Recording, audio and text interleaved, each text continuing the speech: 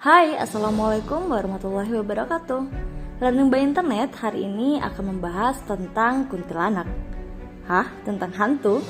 Ya, di Indonesia hantu lekat dengan kehidupan manusia. Jika ada hal-hal yang dianggap tidak masuk akal, maka biasanya hantu bakal jadikan kambing hitam.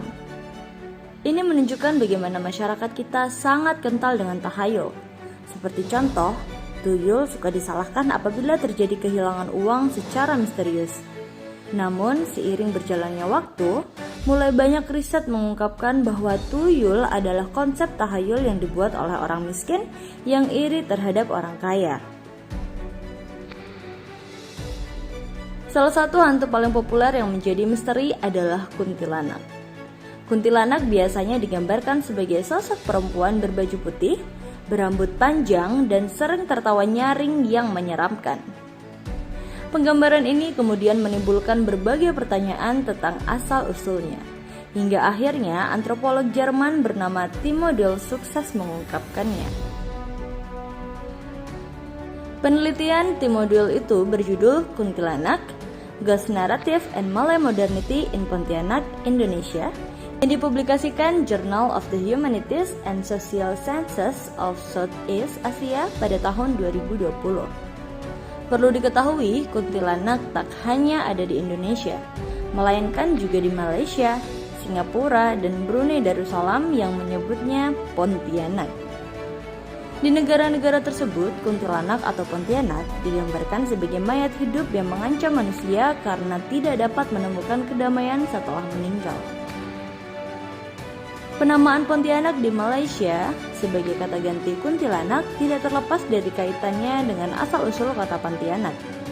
Kota Pontianak sendiri berasal dari bahasa Melayu ponti yang berarti pohon tinggi. Asal kata ini berkaitan erat dengan kondisi alam di delta Sungai Kapuas dan landak yang jadi cikal bakal kota Pontianak. Jadi, di wilayah tersebut banyak pepohonan tinggi yang banyak ditempati roh-roh. Roh sendiri adalah pandangan lazim dalam masyarakat animisme. Roh berbeda dengan dewa dan umumnya memiliki berbagai sifat seperti manusia. Ada yang jahat, baik, atau netral. Karenanya, roh bisa hidup berdampingan dan saling berkomunikasi dengan manusia. Namun, pandangan ini berubah ketika Syarif Abdurrahim menggusur pepohonan itu dan menjadikannya sebagai permukiman yang jadi cikal bakal kota Pontianak. Menurut Timo, sejak penggusuran itu dilaksanakan, terjadilah perubahan sebutan terhadap roh tersebut menjadi Pontianak atau kuntilanak yang merujuk pada penunggu pepohonan tinggi. Ini juga yang membuat manusia modern mengidentikan pohon besar seperti beringin sebagai tempat tinggal setan. Lalu, mengapa roh tersebut jadi berubah menjadi seram dan identik dengan wanita? Jawaban atas hal ini dapat ditemukan dalam riset sejarawan Nadia Karima Melati berjudul Monsternisasi Perempuan dan Monoteisme. Nadia yang telah lebih dulu melakukan riset kuntilanak sejak 2013 memaparkan jawaban yang menarik. Menurut Nadia, pandangan seram itu terjadi karena kedatangan agama monoteisme. Kehadiran monoteisme menolak adanya sosok spiritual lain selain Tuhan. Karenanya, pandangan roh bergeser menjadi hantu atau monster. Agama monoteisme diperkenalkan bersamaan dengan patriarki. Mereka memperkenalkan konsep ketuhanan yang maskulin, menggeser kemudian menghancurkan kepercayaan lokal yang berhubungan dengan roh dan alam. Berubahnya pandangan roh menjadi hantu tersebut selaras dengan pelekatan perempuan sebagai hantu. Hal ini disebabkan karena perempuan memiliki pengalaman erat yang dekat dengan kematian.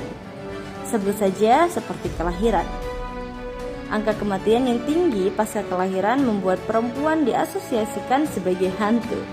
Hal ini tentu tidak dapat dibenarkan. Meski begitu, penggambaran kuntilanak sebagai perempuan yang menyeramkan sudah terlanjur berakar karena sering dipopulerkan oleh film dan cerita misteri.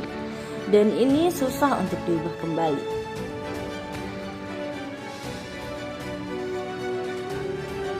Apakah kamu setuju viewer dengan pendapat tersebut? Tulis pendapatmu di kolom komentar ya.